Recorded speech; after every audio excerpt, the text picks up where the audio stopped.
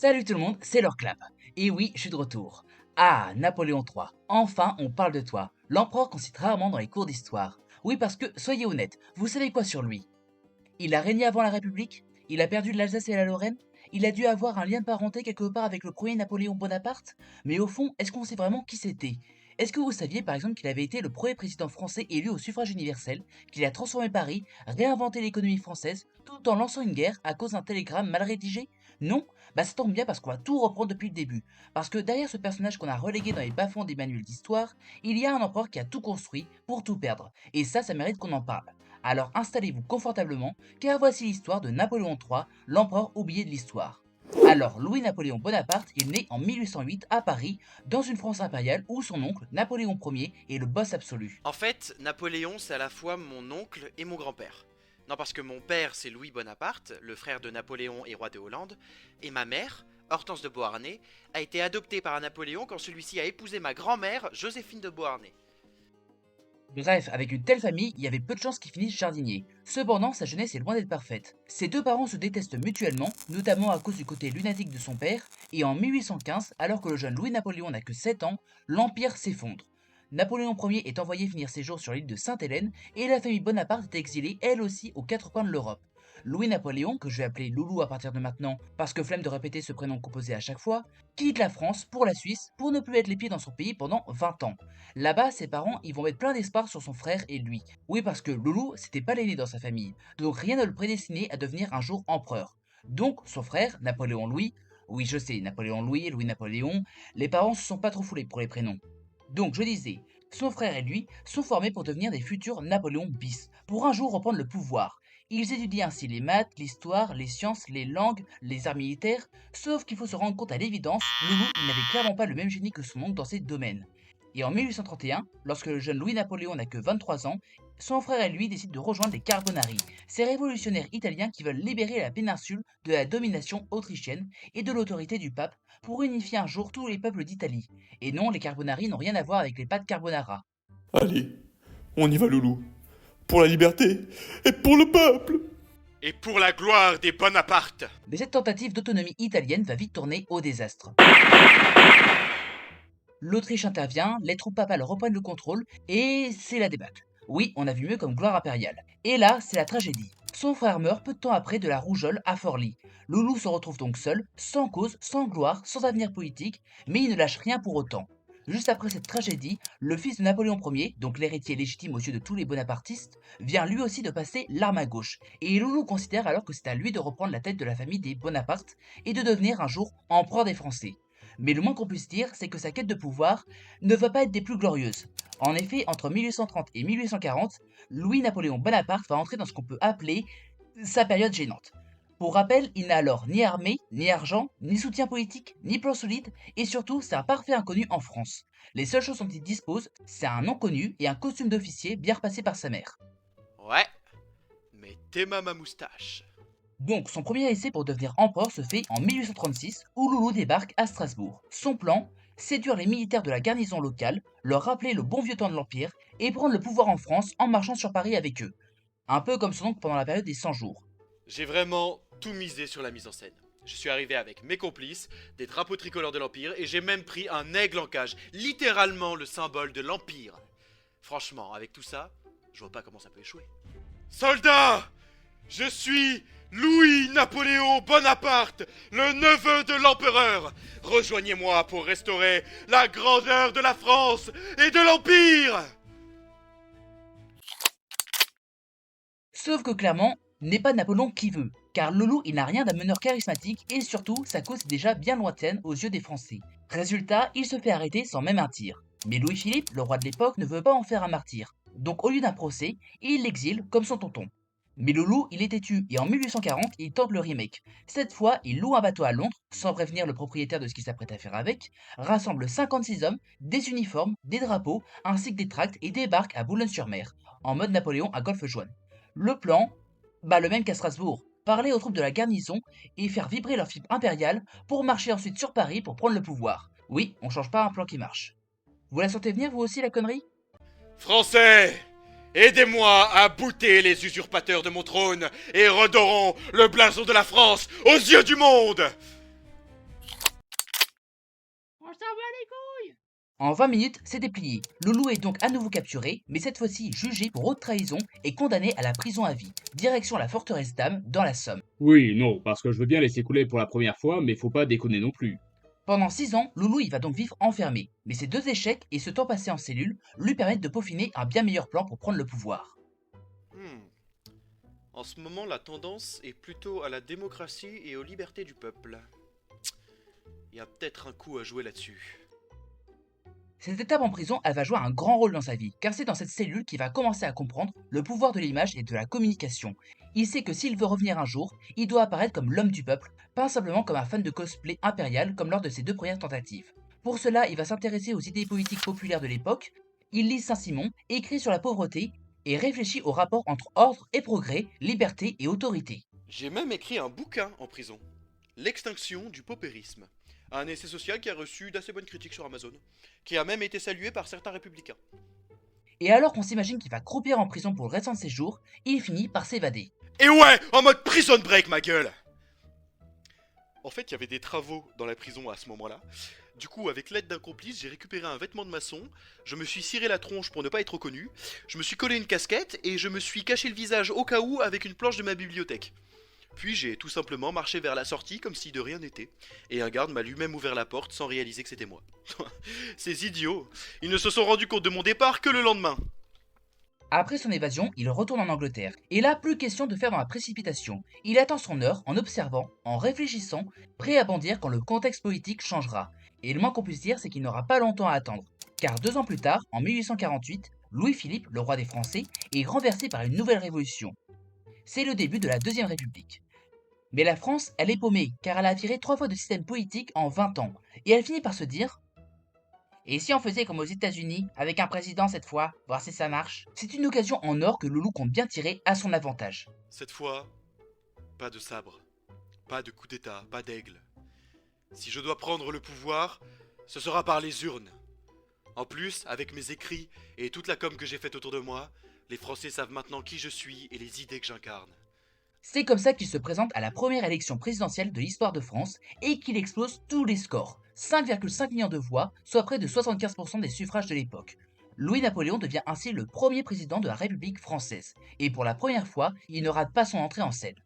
Pendant 3 ans, il joue le rôle du président modèle. Il légalise le suffrage universel, tente de calmer les tensions sociales, soutient les chantiers publics, modernise l'administration et surtout, il soigne son image. L'idée est alors de paraître le moins autoritaire possible envers le peuple. Il n'impose alors rien de brutal, il laisse les choses s'installer doucement, comme un mec qui met l'eau tiède avant de plonger dans le bain impérial. Sauf que là, coup dur pour lui, car la Constitution interdit au président d'enchaîner avec un 2e mandat.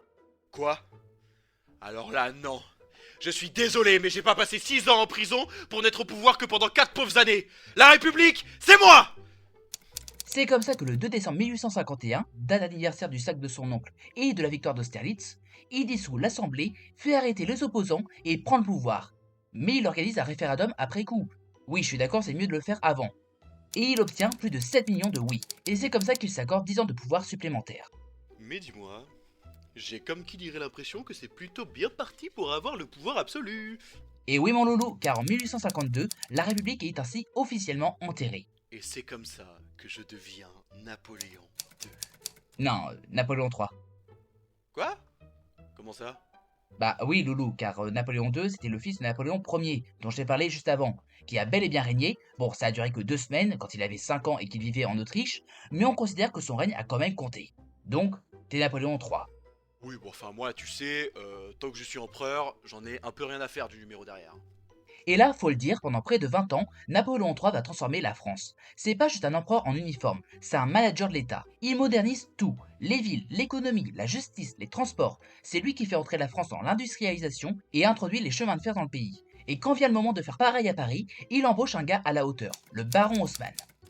Ok tout le monde, j'ai prévu de raser 40% de Paris, tracer de grandes avenues, faire des égouts, de l'éclairage au gaz et mettre des arbres ici, là, là, là, là et là. Et pourquoi pas des bicyclables? Je n'ai qu'un mot à dire. Banco! Ouais, mais mes bicyclables alors? C'est comme ça que Paris devient une ville moderne, avec ses grands boulevards, ses immeubles symétriques, son mobilier urbain. Napoléon III pousse également à la création des banques comme le crédit immobilier, facilite les investissements, baisse les droits de douane et signe même des accords de libre-échange, notamment avec l'Angleterre en 1860. Il légalise aussi le droit de grève en 64 et encourage les coopératives ouvrières en soutenant également des politiques de logements sociaux. Mais bon, faut pas exagérer non plus car les syndicats restent interdits et la répression existe toujours. Attendez, que je comprenne bien. On a le droit de faire grève, mais c'est interdit de se plaindre? Exactement. Mais c'est complètement con. Bienvenue dans le Second Empire. Aussi, Napoléon III, il veut pas juste être un empereur à la maison, il veut que la France redevienne puissante en Europe et dans le monde. Du coup, il va tenter quelques petites aventures militaires. En Crimée, il s'allie aux Anglais pour taper sur les Russes. C'est notamment lors de cette guerre qu'aura lieu la fameuse bataille de Sébastopol. La diplomatie, c'est sympa, mais ça ne vaut clairement pas les canons. Je suis un Bonaparte avant tout. Et en Italie, il aide le roi de Piémont-Sardaigne, Victor Emmanuel II, contre les Autrichiens à Magenta et Solferino et permet ainsi l'unification de l'Italie, en échange de quoi la ville de Nice et la Savoie deviendront françaises. Je suis sûr que de là où ils sont, Napoléon Louis et Tonton sont fiers. Mais qu'est-ce que tu fous, Niel? Il était démarqué, bordel! MacMahon, t'as une division de soldats ou des cheminots? Tu mets 3 heures à bouger, là! Et quand Robert, je te le dis 15 fois, joue pas perso! Sauf qu'à nouveau, n'est pas Napoléon qui veut, car s'il remporte ces différentes batailles, Napoléon III n'est clairement pas le génie militaire qu'était son oncle, et son armée est loin d'être aussi performante que la Grande Armée et que ce que Loulou imagine. Et ça, un grand nombre de pays l'ont bien compris, mais nous y reviendrons dans un instant. Et puis voilà qu'arrive un de ses plus gros ratages. En 61, Napoléon III envoie des troupes au Mexique pour installer un empereur catholique soutenu par la France, Maximilien d'Autriche. Bah alors là, je pourrais y aller les yeux fermés. C'est pas quelques pauvres fermiers qui vont faire quoi que ce soit à l'invincible armée française. Mais finalement, le projet s'effondre, car Maximilien d'Autriche est finalement capturé et fusillé en 67, et la France perd ainsi de l'argent, des soldats et son prestige. Bref, un pur désastre pour Loulou. Aussi, il est important de préciser que sa santé commence à se détériorer gravement. Il contracte bientôt une lithiase vésiculaire causée par des calculs rénaux qui provoquent des graves douleurs dans le bas du ventre. Douleurs qui ne font que s'aggraver à chaque année qui passe. Il devient de plus en plus évident qu'il est de moins en moins apte à régner. En plus de ça, il fait une crise cardiaque et contracte même une hématurie. Bref, tout le monde sait, et lui le premier, qu'il n'en a plus pour très longtemps à vivre, et prévoit même d'abdiquer en 74 quand son fils unique aura atteint l'âge de 18 ans. Et en 70, Napoléon III fait le move de trop. Il déclare la guerre à la Prusse en tombant dans un piège. Pour vous mettre dans le contexte, à l'époque, l'Allemagne, ça n'existe pas. On est plus sur un puzzle de petits états que sur un grand pays. On a la Bavière, Bade, Saxe, Wurtemberg et bien sûr la Prusse. Sauf qu'au centre de ce puzzle de nation allemande, il y a un gars à moustache qui veut tout coller à la superglue, Otto von Bismarck. Mais pour ça, il lui faut une cause commune, voire un ennemi commun, pour tous les peuples allemands. Et son choix se porte sur la France. Rien écoute, c'est exactement ce qu'il nous faut. Les Allemands ont tous été éduqués avec un revanchisme envers les Français, depuis que ces derniers nous ont humiliés en 1806. Et en plus, leur armée n'est vraiment pas ouf. Mais bon, pour que c'est marche, il faudrait que ce soit eux qui nous déclarent la guerre. Comment pourrait-on faire? Il y a quoi en ce moment dans les actualités politiques? Je crois que j'ai une idée. Et c'est le début du fameux épisode du télégramme d'Ems. Tout part d'un prince prussien, Léopold de Hohenzollern, à qui on propose de devenir roi d'Espagne.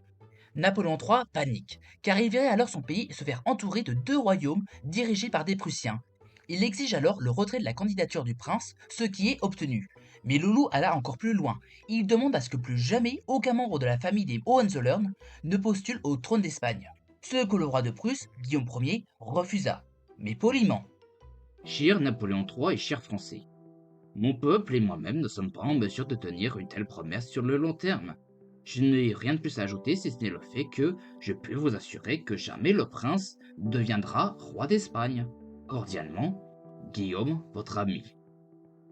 Mais Bismarck, loin d'être aussi pacifique que son roi, reçoit le compte-rendu et le réécrit de manière plus sèche et cinglante, en retirant tous les éléments apaisants et l'envoie aux différents journaux qui s'empressent alors de relayer la soi-disant réponse du roi donnée selon Bismarck. Résultat, la France a l'impression d'avoir été humiliée. Les journaux s'enflamment, la foule manifeste et Napoléon III, sous la pression populaire et de sa femme, et souhaitant s'octroyer un succès militaire de prestige avant de laisser le trône à son fils, décide de déclarer la guerre à la Prusse le 19 juillet 70.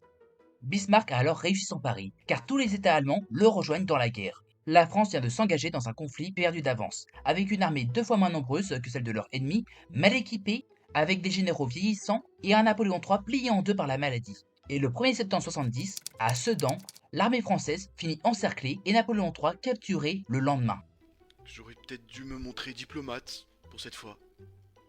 3 jours plus tard, le Second Empire est aboli, la France est humiliée aux yeux du monde entier, la Troisième République est proclamée et l'Allemagne devient un empire gigantesque qui fait désormais la loi en Europe. Captif puis libéré, Napoléon III s'exile en Angleterre, où il vit ses dernières années entre amertume, souvenirs et douleurs chroniques. Et le 9 janvier 73, Napoléon III finit par mourir à 64 ans d'un calcul rénal mal opéré. Donc, Napoléon III, c'est l'empereur qu'on a un peu oublié, certainement à cause de la comparaison avec son prédécesseur et de sa fin pas très glorieuse, qui cache tout ce qu'il a accompli. Certes, il a modernisé la France, mais il a perdu l'Alsace et la Lorraine. Il a gagné des guerres, mais on retient surtout ses défaites. Il a donné le train au peuple, mais il a offert la guerre à la Prusse. Il a tout construit, mais l'histoire, elle, lui a tout pris. Merci encore à vous de m'avoir écouté pour ce nouvel épisode, j'espère que ça vous a plu. Et si vous avez aimé mon histoire, n'hésitez surtout pas à commenter la vidéo, à vous abonner à cette chaîne et à cliquer sur la cloche. Merci Loulou, en effet écoutez-le, il est de très bons conseils. En attendant les futures vidéos, moi je vous dis à la prochaine, salut tout le monde, c'était leur clap.